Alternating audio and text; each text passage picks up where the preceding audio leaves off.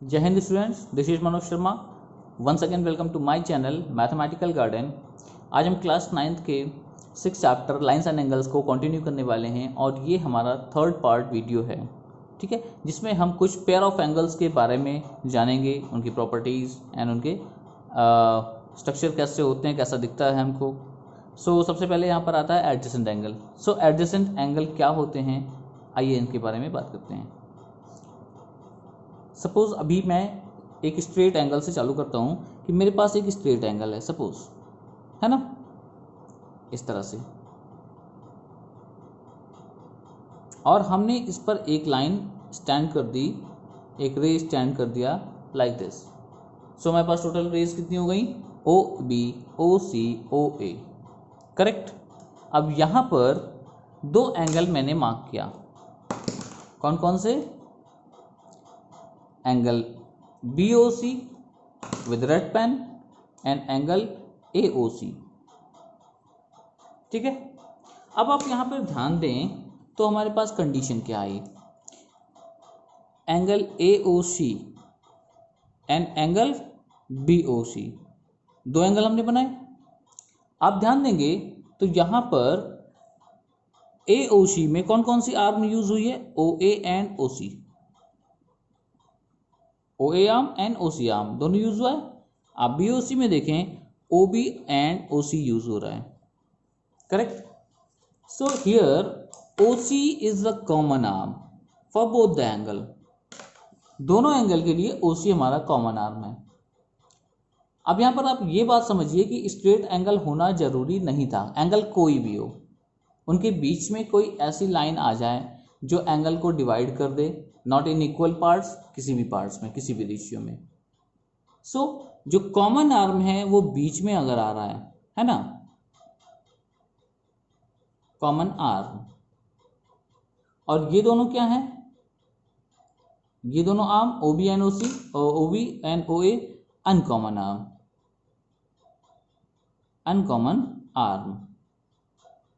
कभी भी दो angles from the same vertex अगर बनते हैं और साथ ही साथ उनका कॉमन आर्म दोनों अनकॉमन आर्म के बीच में होता है, तो ऐसे एंगल को हम एडजेसेंट एंगल कहते हैं। एडजेसेंट का मतलब ही होता है बगल का, है ना। ये दोनों एक दूसरे के बगल बगल में हैं, साइड बाय साइड हैं, और इनमें कॉमन आर्म बीच में है। अब इसका एग्जाम्पल हम ऐसे भी बना सकते हैं, है ना। अब ये कैसा हो गया, यहाँ पर जो मैं एंगल मार्क कर रहा हूँ, आप ध्यान से देखिए, AOB एंड C। अब देखिए कौन कौन सा एंगल मार्क कर रहा हूँ, एक ये BOC और दूसरा AOB। तो AOB में और BOC में OB हमारा कॉमन आर्म है, ये हमारे दोनों एंगल एडजेसेंट एंगल हुए।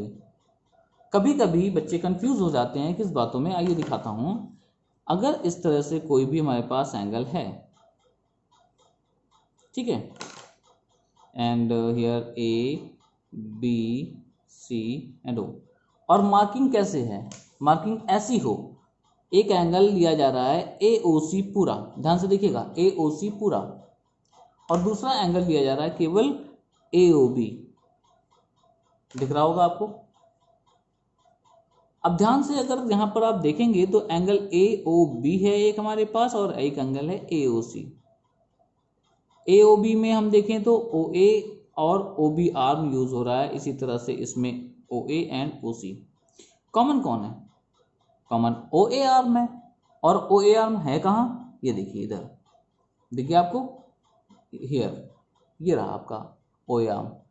पर क्या ये कॉमन आर्म अनकॉमन आर्म के बीच में है, नहीं, ये कॉमन आर्म अनकॉमन आर्म के बीच में नहीं है। इसका मतलब ये दोनों एंगल एडजेसेंट एंगल नहीं है। ये बात आपको ध्यान रखनी है कि कॉमन आर्म बीच में होना चाहिए, तभी हम कहेंगे कि वो हमारा एडजेसेंट एंगल है। क्लियर, आई होप कि अच्छा से क्लियर हुआ होगा। अगर कोई प्रॉब्लम आती है तो आप कांटेक्ट करिए। आते हैं कॉम्प्लीमेंट्री एंगल्स पर। एडजेसेंट एंगल का ही पार्ट है, अगर कोई एडजेसेंट एंगल इस जैसा है कि दोनों एडजेसेंट एंगल का समेशन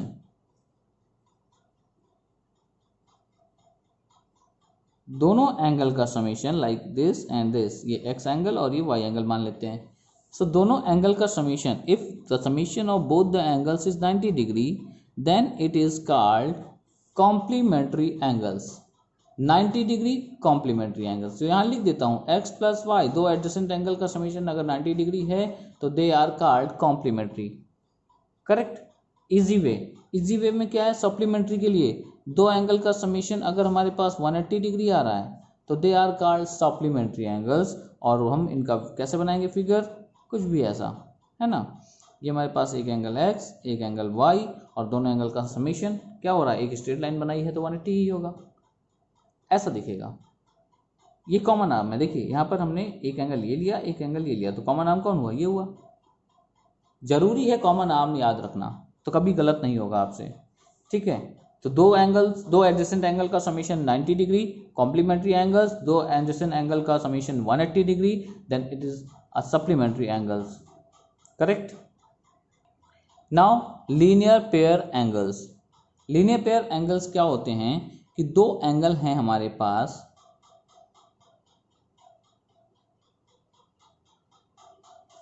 ठीक है, एक एंगल है AOB और दूसरा एंगल बन रहा है AOC।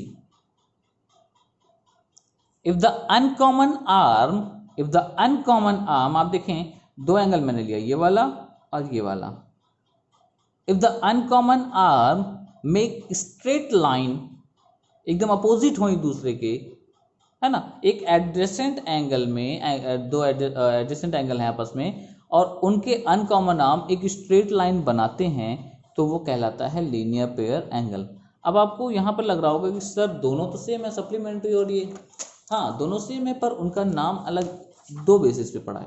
आइए यहाँ पर बात करते हैं, एक ब्लैंक पेज लेता हूँ, इधर मैं सप्लीमेंट्री के बारे में बता देता हूँ और इधर मैं लीनियर पेयर या लाइनियर पेयर, जो भी आप पढ़ते हो, लाइनियर पेयर एंगल्स, ठीक है। दोनों एक जैसे होते हैं, दोनों ऐसे ही दिखेंगे, कैसे भी बनाइए ये lines X Y, AOBC, ABOC, XY यहाँ भी बना लेता हूँ, नो प्रॉब्लम।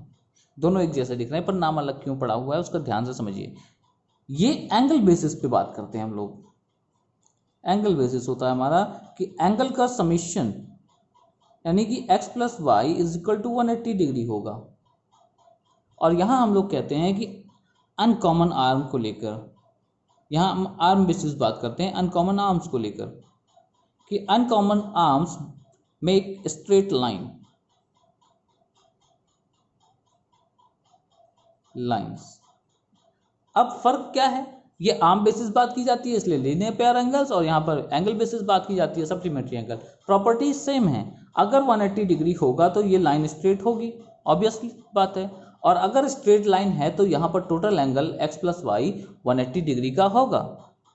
कोई फर्क नहीं है, फर्क केवल इतना सा, ये एंगल बेसिस बात हो रही है, यहाँ पर हम आर्म बेसिस बात कर रहे हैं। इसको बहुत अच्छे से माइंड में सेट करके रखिएगा। हाँ, प्रॉपर्टी भी जब हम कभी भी कोई क्वेश्चन करते हैं हमको रीज़न लिखना पड़ता है क्यों ऐसा है, तो वहाँ पर लीनियर पेयर कहाँ लिखना है और सप्लीमेंट्री कहाँ लिखना है ये आपको देखना होगा। एंगल पर बात हुई है या साइड बेसिस या कह सकते हैं आर्म बेसिस बात हुई है, ये आपको ध्यान रखना पड़ेगा। ओके, आते हैं वर्टिकली अपोजिट एंगल्स पर। दो स्ट्रेट लाइन अगर इंटरसेक्ट करते हैं एक दूसरे को, कभी भी दो स्ट्रेट लाइन इंटरसेक्ट कर रहे हैं एट पॉइंट समथिंग O, और ये O पॉइंट को हम क्या कहते हैं, point of intersection, point of intersection. So हमारे पास चार एंगल मिलके आते हैं, कौन कौन से बताते हैं। 4 एंगल्स हमको यहाँ पर मिलते हैं, लाइन L मान लिया इसको, लाइन M मान लिया, तो वो एंगल कौन कौन से हैं ध्यान से देखिएगा। Angle 1, angle 2, angle 3 and angle 4। Angle 1, 2 या 3 ले लेते हैं, ठीक है। हाँ, सो 1 2 3 4 दिख रहा है आपको, 4 एंगल्स मिलेंगे। अपोजिट का मतलब होता है उल्टा, विपरीत, है ना। सो 1 के अपोजिट में कौन है 3 एंड 2 के अपोजिट में 4. So these are called vertically opposite angle. Here angle 2 and angle 4 are called vertically opposite of each other. And here angle 3 and angle 1 are called vertically opposite angles of each other. अब यहाँ पर एक property भी है, कोई भी आप बना लो, कोई भी दो लाइन इंटरसेक्ट करा दीजिए, vertically opposite angles are always equal. It means angle 2 is always equal to angle 4 in this situation and angle 3 is equal to angle 1. So हम कह सकते हैं कि vertically opposite angles are always equal. Correct? This is all about the pair of angles जो हमारे पास यहाँ पर मिले हैं, और भी जो टर्म मिलेंगे हम आगे पढ़ते रहेंगे. तो this is all about today. Thank you for watching. जय हिंद.